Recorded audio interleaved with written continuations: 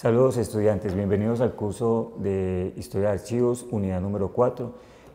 Vamos a trabajar entonces en esta unidad el surgimiento del Estado moderno, de la burocracia y la necesidad del archivo. Vamos entonces a hacer un pequeño recorrido histórico y contextual de qué es lo que está pasando en Europa y cuál es la necesidad más urgente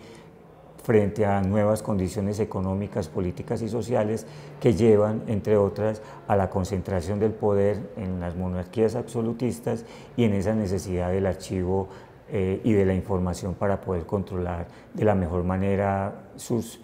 súbditos y las relaciones con los estados. Bienvenidos. Bueno, vamos a iniciar entonces esta presentación con la consolidación del Estado y del Estado en la modernidad en Europa. Hay que hablar para este momento de unos antecedentes del resurgimiento de la romanística en el siglo XII, el estudio del derecho, la lengua y la literatura y la cultura romana, que va a dar paso pues al movimiento cultural del Renacimiento. Y también vamos a ver en estos antecedentes para la consolidación del Estado, de los estados europeos, un elemento económico muy fundamental que tiene su relación con la reactivación del flujo, digámoslo así, de la economía en el mundo mediterráneo y por ende entonces la reactivación de la economía y del comercio a nivel, digamos que local, propiamente la cuenca del Mediterráneo, y unos proyectos expansionistas tanto por búsqueda de recursos y de mercados que inician inicialmente España y Portugal ya para el siglo XIV-XV en el resto del mundo y que va a llevar pues al descubrimiento de América. Digamos que este resurgimiento que empieza con la escuela, con la romanística, o sea, con el estudio del derecho, la lengua y la literatura romana, digamos que es la base ideológica que va a sustentar el poder monárquico que se va a dar después de la crisis del feudalismo. Ese poder monárquico absolutista va a tener, digamos que su asiento en una especie de construcción ideológica que va a llevar a el quiebre del sistema monárquico feudal y va a dar paso al absolutista monárquico del Renacimiento. Este sistema, digamos que este cambio en esta transición del siglo XII al siglo XIII, XIV, XV, va a necesitar de herramientas, y esas herramientas van a ser esencialmente el dinero, los documentos y los archivos, y la fuerza, digamos que una fuerza consolidada que la va a sustentar y la va a recoger o la va a reunir en torno a su persona, los monarcas europeos. Entonces el dinero que viene del proceso de surgimiento de la burguesía, producto del comercio, digamos que los documentos, ¿en qué sentido? En el sentido de que se necesita consolidar y validar los derechos patrimoniales, sobre todo de estos nuevos estados. Entonces se va a impulsar entonces, digamos que la recogida de la producción de documentos, la recogida de documentos antiguos o con tradición y la conservación de los mismos. Y se van a ver entonces abocados en los siglos siguientes a hacer grandes acumulaciones de documentos que va a ser finalmente información que van a necesitar los estados para poder, digamos que, validar esos derechos. Y digamos que hay un intermediario entre esa monarquía que se empieza a consolidar y el resto de la sociedad. Voy a ponerlo aquí en un nivel medio como una especie de potenciación de la burocracia, en el sentido de que van a existir entonces algo que se va a llamar realidad de mando, o sea, una concreción de ese poder efectivo del monarca a través de un sistema de funcionarios que van a ser los burócratas. Esos burócratas van a salir de múltiples, van a estar formados unos en derecho, otros van a tener, van a ser parte, digamos que, de las clases tradicionales terratenientes, otros van a ser, digamos que, elegidos y promovidos por el monarca para cumplir esas tareas de ayudarle a cogobernar en el sentido de la acción misma del poder de la monarquía o de la monarquía. Bueno, ¿por qué España como modelo? España, pues, no vamos a ahondar ni a trabajar ni Inglaterra, ni Francia, ni Italia, nos vamos a concentrar en el modelo español, porque primero que todo fue uno de los primeros estados europeos que se comenzó a consolidar como estado luego de la expulsión de los árabes de su territorio en el año 1492, y también con el matrimonio de Isabel la Católica y Fernando de Aragón, que empiezan a consolidar digamos que esos reinos y a formar entonces una especie de protoestado moderno. Bueno, digamos que esta consolidación del Estado español, y por eso lo traemos a colación e insistimos en él, porque digamos que ese marco o esos antecedentes políticos, sociales y culturales van a coincidir, como vuelvo y lo repito, con la era de los descubrimientos. Entonces va a ser un momento en el cual España va a tener, digamos que, tres escenarios en los cuales se va a mover. Se va a mover entonces por el lado de las herencias, va a tener posesiones en Italia, en los Países Bajos, en el Sacro Imperio Romano Germánico, va a tener entonces ese proyecto de consolidación de los reinos que después se van a llamar, pues, España, Aragón, Castilla, León, esos reinos, y también va a tener el proyecto, digamos que imperial y colonialista, que va a trasladar a América. Entonces, digamos que en esos tres escenarios España se va a mover, a nosotros pues nos corresponde, digamos que por herencia cultural y administrativa, ser depositarios de parte de esa tradición administrativa que se va a ver reflejada en las instituciones que se van a implantar aquí en América. Entonces, por eso España como modelo, digamos que a través de ella nos llega esa tradición de ese modelo administrativo y legislativo español, que fue entonces implementado en las nuevas colonias o territorios americanos. Y eso entonces pone a la corona en un momento de ampliación de sus funciones, como vuelvo y lo repito, tanto en Europa, al interior de los territorios de la península ibérica y de sus colonias americanas. Entonces se tiene que reinventar o tiene que inventar los mecanismos para poder hacer efectiva un modelo administrativo y un modelo legislativo que se irá dando en la marcha a medida que las situaciones que se vayan presentando coyunturales se vayan dando. A eso hay que sumarle también entonces un proyecto de evangelización, las grandes cantidades de oro americano que entran a sus arcas, que le va a dar la posibilidad de financiar guerras y de ser, digamos que, el motor o el que va a jalonar toda la política internacional en estos siglos XIV, XV, XVI en Europa. Entonces, digamos que es el gran apogeo del Imperio Español como tal. Aquí quiero traer a colación esta pequeña esquema donde se muestran, digamos que de alguna manera, la ampliación de las funciones de la corona relacionadas con ese aspecto que no se nos puede perder de vista, y es de la burocracia. La burocracia entendida como una cantidad de especialistas que van rodeando al monarca y que le van ayudando a tomar decisiones con respecto a esos frentes de trabajo que se presentan en la política internacional europea. Entonces esa corona española desde el siglo XIX va a tener unos consejos, un consejo real, pues van a ser consultivos, entonces de ese consejo real se van a desprender el consejo de órdenes, el consejo de Aragón, que es para los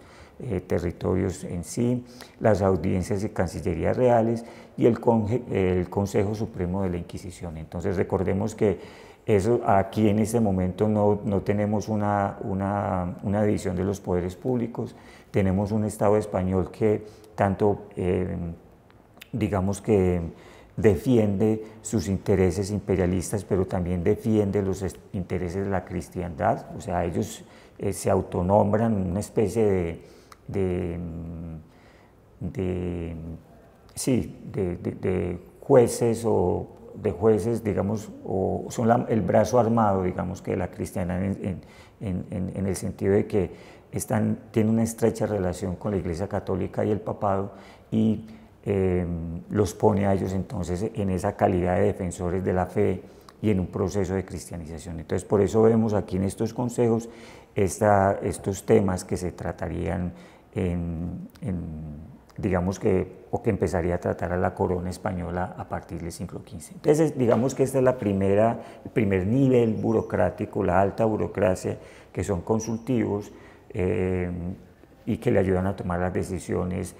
políticas, económicas al monarca. Esa España del siglo XV, volviendo pues al tema de los archivos, y como lo habíamos dicho, esos archivos, esos documentos empiezan a recolectarse y a generarse para la protección de los derechos patrimoniales de la corona y entonces empieza a recoger información y a formar archivos generales. Cada uno de digamos que estos entes administrativos que acompaña el proceso de toma de decisiones empieza a generar documentos y empiezan entonces a generarse este tipo de documentos con unas funciones o documentos que reflejan unas funciones particulares, así como lo veíamos en el anterior esquema. Esto entonces genera que se empiecen a nombrar archiveros para la administración y la custodia de estos documentos, o sea, no solo entonces se producen documentos, sino que hay alguien especializado en administrar esos documentos y en custodiarlos, pues para que la información que tenga sea digamos que de alguna manera lo más eficientemente posible manejada. Hay otro aspecto entonces, digamos que también se puede empezar a localizar aquí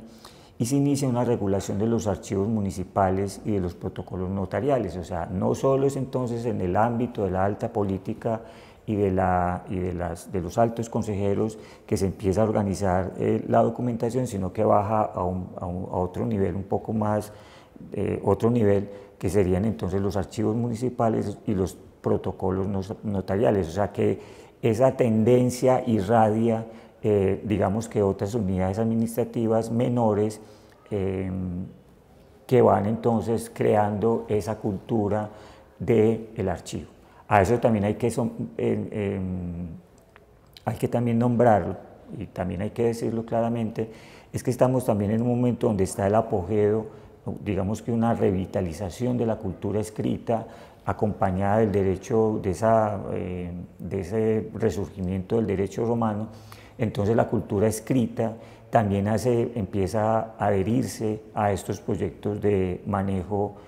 administrativo y legislativo en los estados españoles en los estados europeos y concretamente en el Estado español.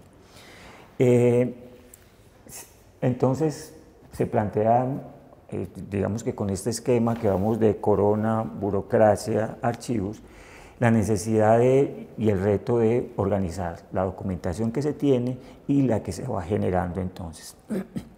Se llevan entonces a cabo la creación de archivos generales con documentos provenientes de varias magistraturas y dependencias de la corona.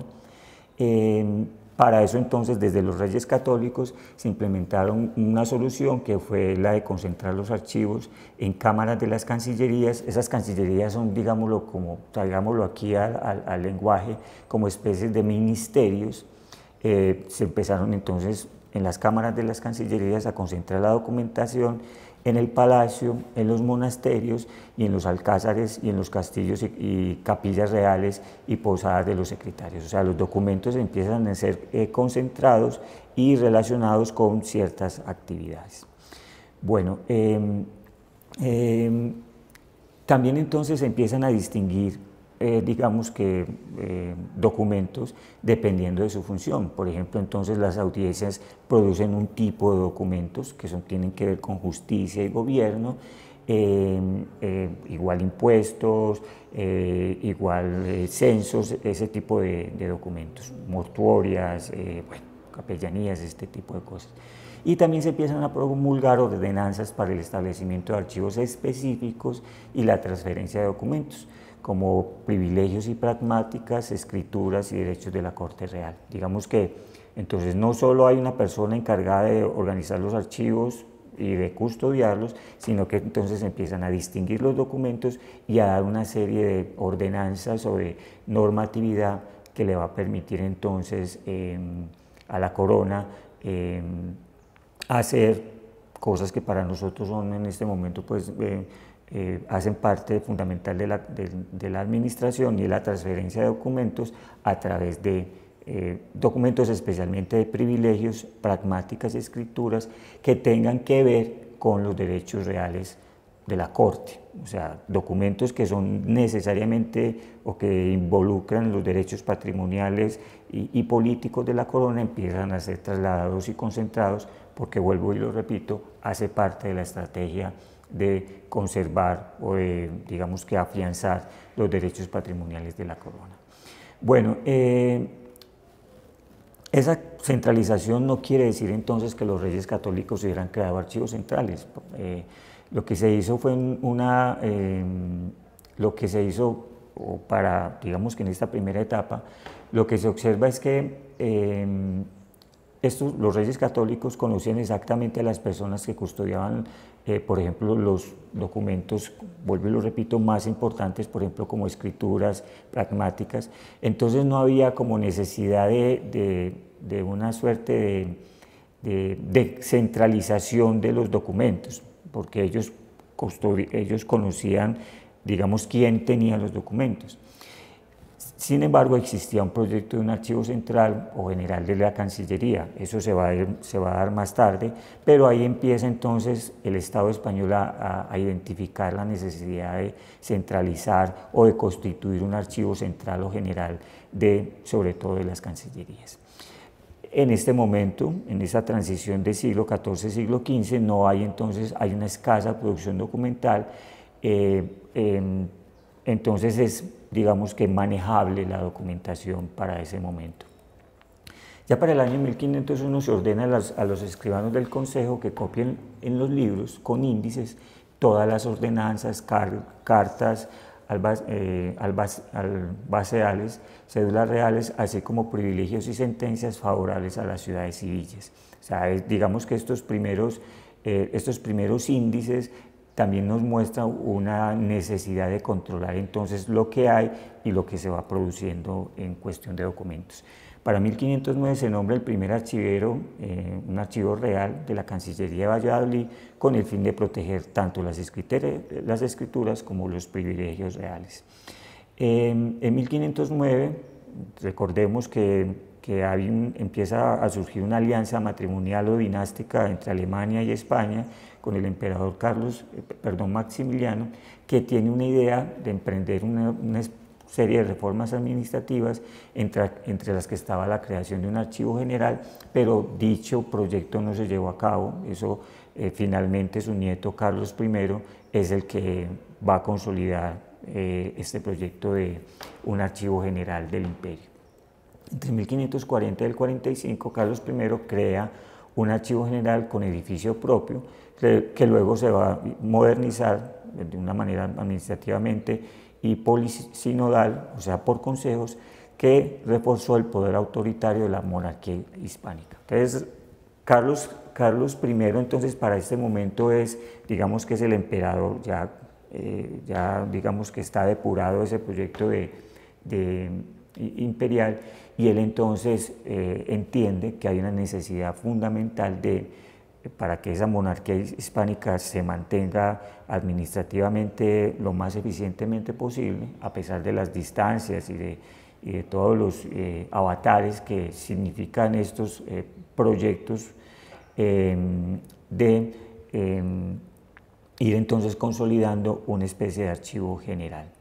Aquí hay una especie de, en la presentación ustedes están observando un esquema que muestra más o menos entonces cómo esta burocracia, esta alta burocracia, cómo el rey implementa entonces una burocracia que implementa, digamos que es la que lleva a cabo sus órdenes, y otra rama de la administración que es de tipo consultivo. En este sentido serían entonces los consejos de Estado, y sus funciones estarían entonces relacionadas para todo el territorio del monarca, con diferencia del reino, en el sentido de, sí, con diferencia del reino. Y el Consejo de Estado, que está integrado por integrado por el primero, que era el monarca, el Consejo Real de Castilla, el Inquisidor General y los miembros del Consejo de Guerra. Entonces lo que vemos es que este Consejo de Estado, entonces en él tienen asiento, en este consejo, que es una especie de Consejo Real, el Inquisidor, el Consejo Real de Castilla y los miembros del Consejo de Guerra. Y está la otra implementación, yo lo estoy leyendo de abajo hacia arriba, que implementa, que es el régimen polisinodal, que está relacionado básicamente con consejos, como lo digo, consultivos, y ahí aprecian ustedes que están desde los consejos de Cámara de Castilla e Indias, Aragón, Flandes, el de Guerra, el de Inquisición, el de Navarra, el de Indias, el de Italia, el de Portugal, que a su vez entonces, digamos que en un nivel más bajo, depende, por ejemplo, el de la Inquisición, con las juntas, que es de carácter menos importante, que son creadas para asuntos específicos y son de duración irregular. Y el Consejo Real de Castilla, que tiene como funciones el gobierno en determinados territorios, y que contenía el Consejo de Órdenes Militares y el Consejo de Cruzadas y Consejo de Hacienda. Entonces, de manera general, para que ustedes vean entonces, vuelvo y lo repito, cómo esa relación entonces entre una burocracia, una alta burocracia, que empieza entonces, digamos que a concretar el poder imperial, a concretar la acción de mando del monarca, y que ayuda a tomar las decisiones de la monarquía.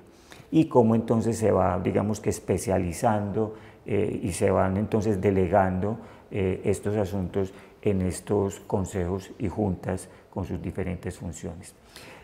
Aquí, para que ustedes tengan una idea, simplemente para lo que se trata de Europa, cómo entonces para el momento Carlos I o V, también como emperador, en Europa, los asuntos que este emperador necesitaba resolver. Entonces Castilla, Aragón, el Franco Condado, Milán, que es en Italia, Flandes, que es Países Bajos, y el Sacro Imperio Romano Germánico, y Nápoles y Sicilia. Digamos que estos son entonces como el esquema de la herencia, de esa gran herencia imperial que Carlos V le toca asumir, y están los territorios americanos. Entonces él debe digamos que crear los mecanismos para poder controlar y administrar lo mejor posible estos territorios. Para eso necesita información y necesita un cuerpo de funcionarios especializados. En el año 1540 se constituye el Archivo de Simancas por orden de Carlos I, que es un archivo oficial de la Corona de Castilla. El Archivo de Simancas contenía el tesoro de las escrituras que garantizaban las rentas y los derechos patrimoniales y territoriales, y el patronazgo eclesiástico de la corona. Digamos que este archivo es administrado por un archivero que era el tenedor de las escrituras tocante a nuestra corona y patrimonio real. Digamos que esa es parte del título que sustenta este archivero real. Desde 1540 a 1565 se crea el cuerpo facultativo de archiveros. Los archiveros los nombra el rey, porque recordemos también que el uso exclusivo de esta información está directamente relacionada con el monarca. O sea, se accede a los archivos es con permiso del monarca, básicamente. Ya para el siglo XVI los archiveros eran seleccionados entre los juristas de la burocracia y de los consejos y no entre los licenciados en filosofía y letras. Entonces, digamos que aquí hay entonces un sutil cambio del origen o de dónde provienen estos archiveros que empiezan a ser nombrados para la administración de estos acervos documentales. En el año de 1561 el monarca trasladó la corte a Madrid. En el año de 1561 estas cortes, digamos que son como itinerantes, están Toledo, Valladolid, y después entonces Madrid se va a constituir como el lugar central de la corte. Esto digamos que lo podemos relacionar con algo que está digamos que como una definición de qué es el Estado moderno. El Estado moderno finalmente lo que hace es que concentra las cortes en una capital, concentra el poder en un ejército nacional, concentra la administración y el cobro de impuestos en un sistema central, concentra la información en unos archivos generales y digamos que nacionales, y concentra digamos que su accionar en un tipo de funcionario especializado que es la burocracia. O sea, ese es uno de los elementos centrales para entender el Estado moderno, o sea, concentra. Entonces esta estrategia de ir concentrando la capital o la corte en Madrid obedece a esas tendencias centralistas y digamos que absolutista de estas monarquías. Entre el año 1567 y 1568 se realiza una recolección y concentración de documentos,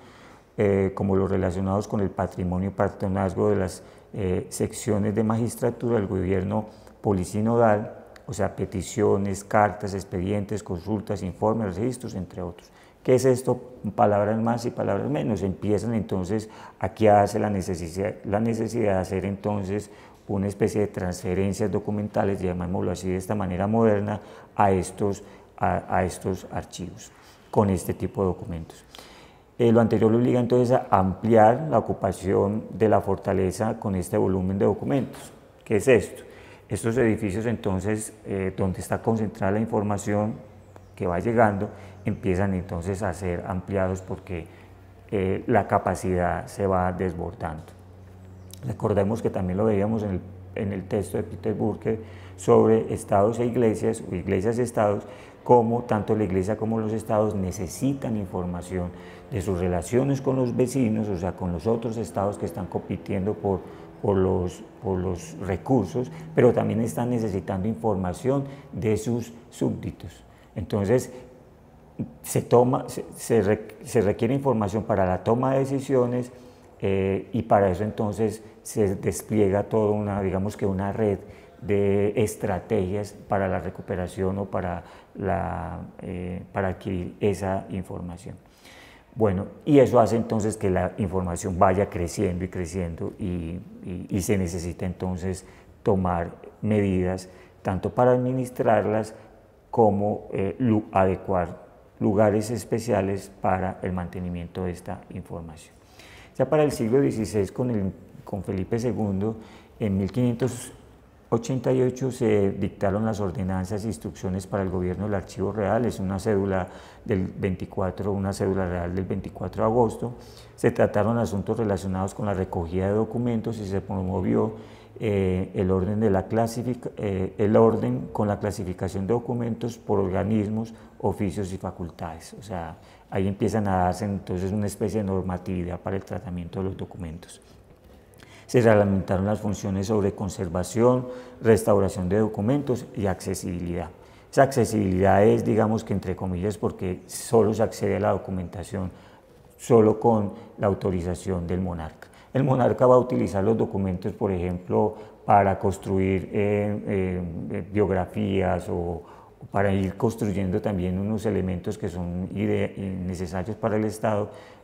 historia, para recolectar información que le ayude a proyectar una imagen sobre sus súbditos o sobre los otros estados. Entonces va a empezar a autorizar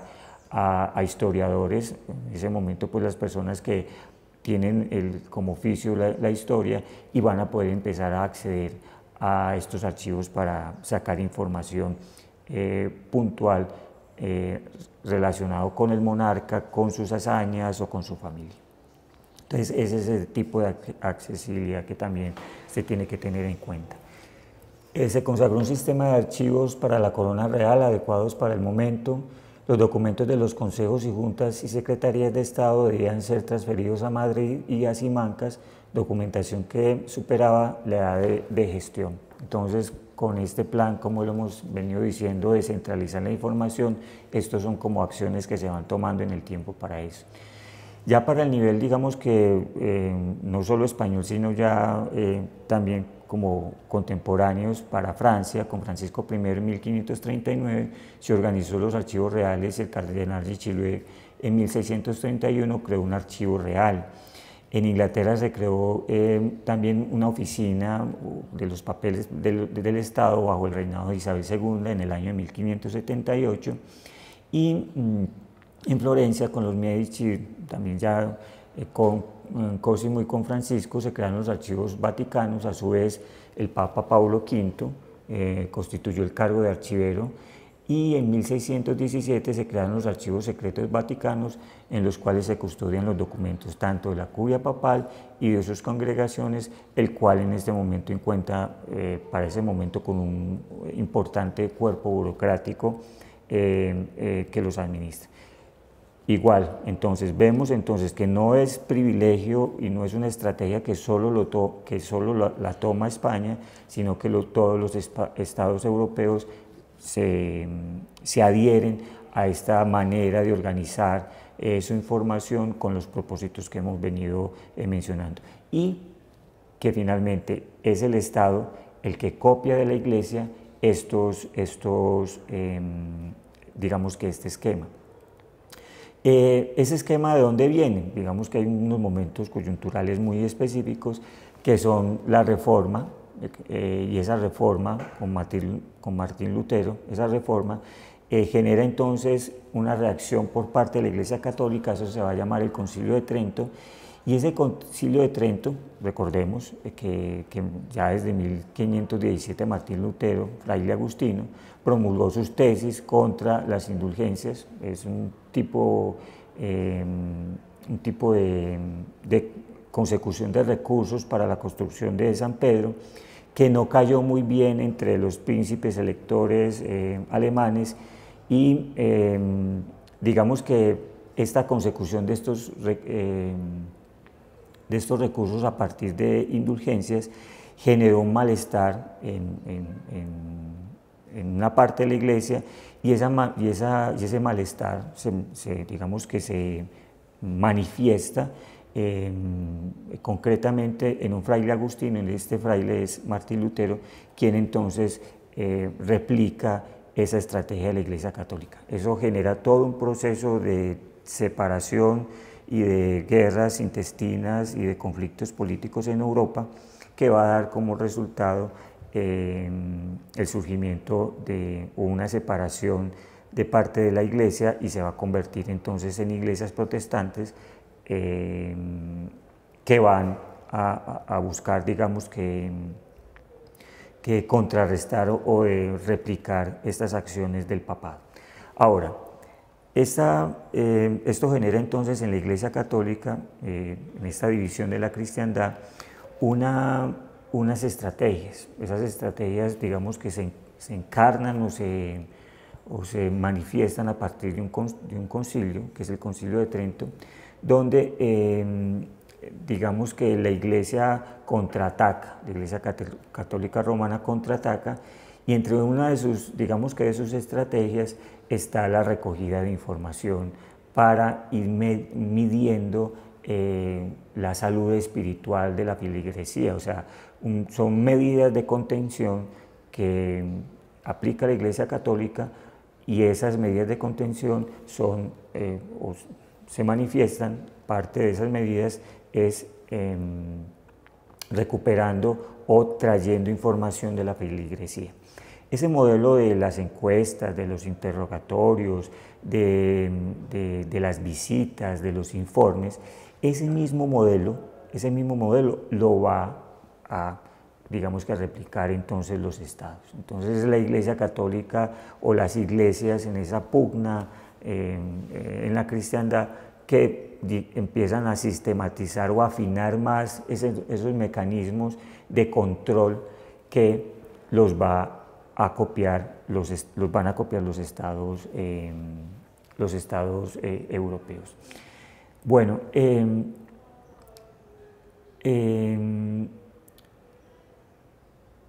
igualmente entonces se produce una serie de apoyos para seguir con esto de la reforma, concretamente pues con el Principado de Sajonia, volviendo pues al momento de la reforma, y sale de aquí una nueva doctrina que sustenta entonces la validez del Evangelio, el cual había sido puesto en manos de los laicos, o sea, digamos que de cierta medida saca, le da aquí hago un pequeño paréntesis, al Lutero traducir la Biblia al alemán, lo que hace es que le da la posibilidad al pueblo, o al pueblo, de una especie de reinterpretación de los evangelios, y eso hace que sean más puristas estas reinterpretaciones. Recordemos nuevamente, enlacémoslo con esta cultura escrita y literaria que se potencia con la invención de la imprenta y con todo este movimiento cultural del Renacimiento. Entonces es una época de mucha efervescencia, de mucha inquietud, pero esa inquietud es una inquietud, digamos que racional, una inquietud que parte de la necesidad de preguntarse, de cuestionar, de escribir. Entonces digamos que este elemento se suma a este momento de convulsión religioso, político y económico en el siglo XVI. Entonces, aquí muestro un panorama general de esto.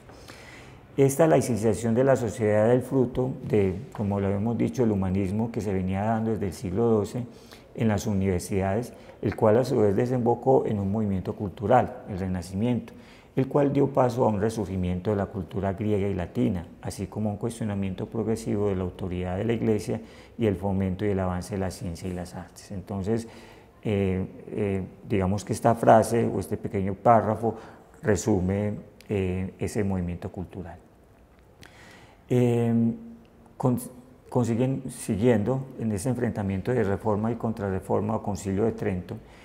que se da entre el año de 1445 al 63, el concilio, la Iglesia entonces congregó ese concilio en la ciudad italiana de Trento. Entre sus conclusiones expuso la necesidad de que los obispos debían visitar regularmente a las parroquias. Ante esta necesidad de vigilancia pastoral, se obligó a los párrocos a llevar libros matrimoniales, el registro de los bautismos y por lo tanto a llevar archivos. Entonces digamos que esa necesidad del archivo ya no solo se da en la alta política, en las cancillerías y en estos juntas y en estos consejos, sino que también entonces se lleva a las parroquias de la mano de los archivos y de las conclusiones o de las reformas que da el Concilio de Trento. Entre el siglo XVII y el siglo XVIII vemos entonces en este periodo se puso en evidencia las ventajas de las transferencias y la desorganización de los archivos competentes al poder real, especialmente por las dificultades que significaba la recuperación de documentos. O sea, este periplo que hemos venido así recorriendo así de esta manera tan aceleradita un poco, desemboca en el siglo XVII y en el siglo XVIII, y lo que se ve entonces ya es una acumulación de información y una desorganización de la misma. que se manifiesta pues, en los archivos. Para remediar en parte el colapso, por ejemplo, del archivo de Simancas en España, se crea el Archivo General de Indias, o sea que se disgrega en el año 1785, al cual se unieron los documentos de la Casa de Contratación más adelante. Bueno, asimismo se potenciaron los archivos centrales provenientes de las instituciones reales de la Corte, o sea, ir separando archivos para ir mejorando. Se nombraron archiveros competentes para paliar en parte el desorden. Entre los siglos XVII y XVIII igualmente se caracterizaron por una importante actividad archivística en municipios, notarías, casas nobles, hospitales, obras pías, monasterios y compañías comerciales. O sea, esto para decir entonces, palabras más, palabras menos, que esa idea del archivo y de la conservación de la información va permeando todos los aspectos de la sociedad. Va permeándolos y prueba de ello son la presencia de archivos en estas instituciones, tanto públicas como privadas y por ende también de la Iglesia. Por ejemplo, las casas nobles concentraron su actividad de conservación documental como un medio de su riqueza intelectual y material. Recopilaron costosos inventarios de documentos patrimoniales, cartularios, copias de seguridad, utilizados para la confrontación jurídica y económica de sus derechos. O sea, la alta nobleza, la monarquía y la nobleza o las casas nobles también se dedicaron a conservar y a guardar sus propios archivos. A ese respecto les aconsejo buscar videos. Hay 2 o 3 videitos en YouTube sobre la duquesa de Medina Celis, creo que se llama así, de Medina Sidonia, que rescata el archivo de la familia, que es una de las grandes familias españolas, o de las 4 grandes casas españolas, y hay toda una recuperación de esta información. Bueno, igualmente la actividad historiográfica, como les había dicho, que se desarrolla durante estos siglos, recurrió a los archivos para corroborar o desmentir hechos históricos. La documentación del archivo se asumía como un testigo de la verdad ante el olvido y la imaginación. Entonces el archivo y el documento de archivo empiezan a ser, digamos que, elementos centrales de esas actividades historiográficas que ya se venían dando desde el Renacimiento, y esa necesidad de la historia también por parte de los monarcas. Bueno, muchachos, este es, digamos que, un panorama general de estos asuntos que hemos ido tratando. Tenemos como referencia fundamental para la cuestión de los archivos a Romero Tallafigo en la historia de los archivos, y que está en el Boletín de Archivo General de la Nación, y el texto de Peter Burker y los videos que han visto, que les he sugerido pues, en presentaciones anteriores. Digamos que de aquí, y para concluirlo un poco, digamos que toda esta necesidad del archivo desemboca en el siglo XIX con una búsqueda por una disciplina, una ciencia que dé respuesta concreta a los problemas que plantea el archivo, tanto la normalización de los procesos, la legislación, la concentración, la transferencia de los archivos, y eso va a llegar también de la mano después de la Revolución Francesa con el derecho a la información, la apertura o la creación de los archivos del antiguo régimen y la creación de los archivos nacionales. Digamos que todo este boom de la información va a dar como resultado el surgimiento de la disciplina archivística ya para mediados del siglo XIX. Entonces, desde el siglo XII hasta finales del siglo XVIII, el archivo va a estar muy relacionado con la consolidación, el surgimiento y la consolidación del Estado moderno, con el surgimiento de la burocracia como un elemento central que recupera información y ayuda a tomar decisiones y concreta el poder real, y a esos otros aspectos que hemos visto de información sobre los súbditos, recolección de impuestos, creación de la estadística para procesar esa información, control de la población, o sea, instituciones como la policía, el ejército, o sea, y la diplomacia, que es la relación entre los estados. Entonces, este panorama general, un poco atropellado sobre los archivos, quería mostrar o pretende mostrar esos elementos que no están desarrollados no están desarrollados, pero que sí son unas pinceladas que nos invitan a pensar que la necesidad del archivo va más allá de acumular una información. Muchachos, muchas gracias por la atención. Los espero. Si tienen alguna duda, saben que se pueden comunicar conmigo en otros encuentros, me pueden escribir, les puedo ampliar algunos de los textos o darles alguna bibliografía o autor concreto que nos puede ampliar alguno de estos temas que hemos abordado. Les agradezco y nos vemos. Hasta la próxima.